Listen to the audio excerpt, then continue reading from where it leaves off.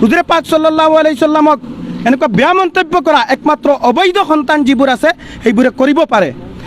তেখেতৰ মই এতিয়া যদি কওঁ অবৈধ সন্তান তেতিয়াহ'লে ভুল কোৱা নহ'ব।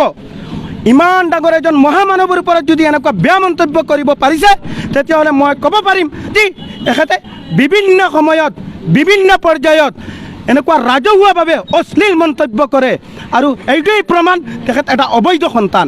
আমাৰ অসমত এটা বেয়া এটা পোক পতংগৰ নিচিনা এনেকুৱা জানুৱাৰ মূৰত একো নাই। আজি সত্যৰঞ্জন বৰাই একো এটা বিষয়ৰ প্ৰতি তাৰ জ্ঞান নাই। ইছলামৰ যিটো আমাৰ আলিফৰ পৰা লৈ একেবাৰে ইয়ালৈকে যিটো জ্ঞান থাকে, মানুহৰ এটা ব্যাখ্যা থাকে, সেইটোও কৰিব নোৱাৰে, যাৰ কাৰণে সি উল্টা পুল্টা মন্তব্য কৰি আহিছে। আমাৰ এইটো দাবী যে অতি শীঘ্ৰে তেখেতক গ্ৰেপ্তাৰ কৰিব লাগে।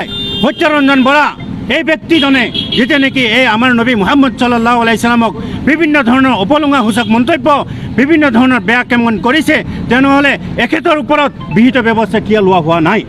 গতিকে এই কথাৰ দ্বাৰা আমি প্ৰমাণিত হৈছে যে সত্যৰঞ্জন বৰা ডাঙৰীয়াৰ পক্ষত যে হিমন্ত বিশ্ব শৰ্মা ছাৰ নেতৃত্বাধীন চৰকাৰখন থিয় দিছে এই কথাটো নিশ্চিত। গতিকে আমি সদৌ অসম কবি মাদ্ৰাছা ছাত্ৰ সন্থাৰ ফালৰ পৰা আমি শেষবাৰলৈ ৰাজ্য চৰকাৰ তথা অসমৰ প্ৰধান বিষয়া DGP মহোদয়ক আমি আহ্বান জনাইছোঁ, অতি শীঘ্ৰে এই সত্যৰঞ্জন বৰা ব্যক্তিজনক গ্ৰেপ্তাৰ কৰিব লাগে। গ্ৰেপ্তাৰটো একেবাৰেই ভাল পোৱা নাই।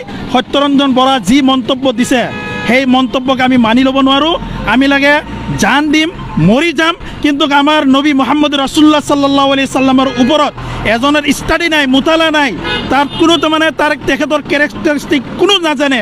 গতিকে তেখেতে এই উপলুঙা আৰু টুলুঙা মন্তব্য কৰিব, এইটো আমি কেতিয়াও সহ্য নকৰোঁ।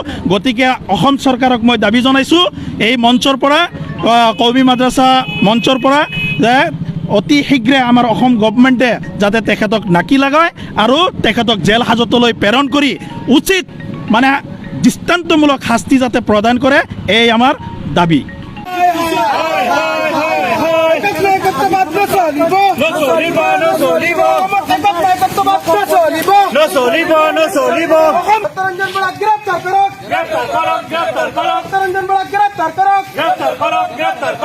সত্যৰঞ্জন বৰা গ্ৰেপ্তাৰ কৰক।